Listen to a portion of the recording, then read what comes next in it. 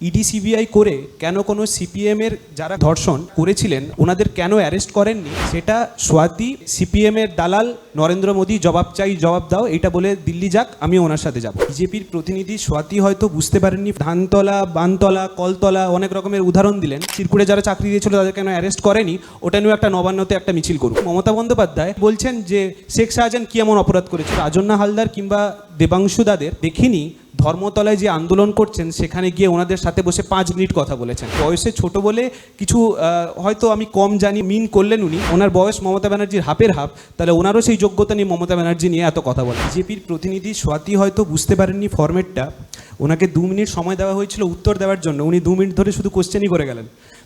রাজন্নাকে তো করলেন এবং আমাকেও বললেন, ধানতলা বানতলা কলতলা অনেক রকমের উদাহরণ দিলেন। তো আমি ওনাকে জিজ্ঞেস করতে চাই, কেন্দ্রীয় সরকার এত বছর ধরে পাওয়ারে থাকার পরেও ইডি সিবিআই করে কেন কোনো সিপিএমের যারা করেছিলেন ওই ধর্ষণ ওনাদের কেন অ্যারেস্ট করেননি সেটা স্বাতী একবার একটা হাতে একটা প্ল্যাকার্ড নিক যে সিপিএমের দালাল নরেন্দ্র মোদী জবাব চাই জবাব দাও এটা বলে দিল্লি যাক, আমি ওনার সাথে যাব। তারপরে আমার পরের যে প্রশ্নগুলো এবারে রাজন্না হালদার করলেন, উনি আমাকে চিরকুট নিয়ে একটা কথা বললেন। হ্যাঁ, আমি চিরকুট নিয়ে স্টেজে উঠি বলে আমাকে এমন কোনো ভুল বক্তব্য করতে হয় না যার জন্য পরে ফেসবুকে ক্ষমা চাইতে হয়।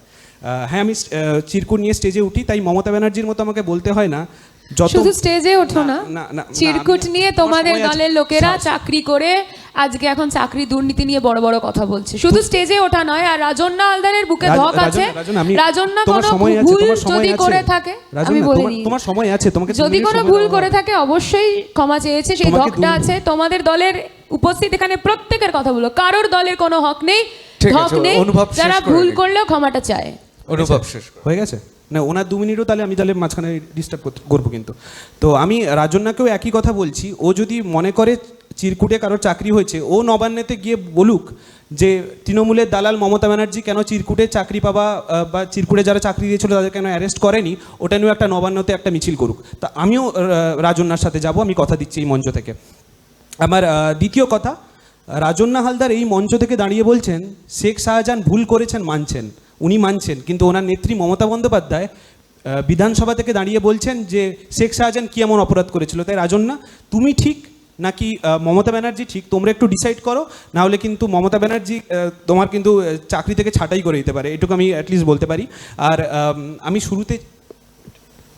শুরুতে যে কথাটা বললাম যে দেবাংশু কিংবা রাজন্না হালদারের মতো যুব সমাজের যারা উঠে আসছেন তারা প্রতিবাদ করেন না, তার একটাই কারণ যেটা বারবার আমি যার জন্যই কথাটা বলছি, আমি কখনো রাজন্না হালদার কিংবা দেবাংশু দাদের কখনো দেখিনি ধর্মতলায় যে আন্দোলন করছেন সেখানে গিয়ে ওনাদের সাথে বসে 5 মিনিট কথা বলেছেন। তাই ওই জায়গা থেকে আমাদের কথা বলা। হ্যাঁ, বিভিন্ন সময় ওনারা হয়তো সিলিন্ডার নিয়ে কথা বলছেন, যে টপিকটা আজকে হয়তো সিলিন্ডার নিয়ে ইস্যু নিয়ে আমার কথা বলার কথাই ছিল না, টপিক ছিল না। আমি প্রধানমন্ত্রী নিয়েও বলেছি, আমি মুখ্যমন্ত্রী নিয়েও বলেছি, আমার যা যা বলার দরকার ছিল আমি বলেছি। রাজন্না তার মতো করে বলেছেন। এবং লাস্ট শেষ কথা আমি যেটা দিয়ে শেষ করব, স্বাতীও বলার সময় বললেন যে আমাকে বেশ প্রশংসা করতে গিয়ে আমি ভালো গিটার বাজাই ইত্যাদি বলার সাথে সাথে আমি বয়সে ছোট বলে কিছু হয়তো আমি কম জানি বা কিছু একটু মিন করলেন উনি। ওটাই যদি হয়ে থাকে, উনি এতক্ষণ ধরে মমতা ব্যানার্জি সম্বন্ধে এত কিছু বললেন, ওনার বয়স মমতা ব্যানার্জির হাফের হাফ, তাহলে ওনারও সেই যোগ্যতা নিয়ে মমতা ব্যানার্জি নিয়ে এত কথা বলার। ধন্যবাদ।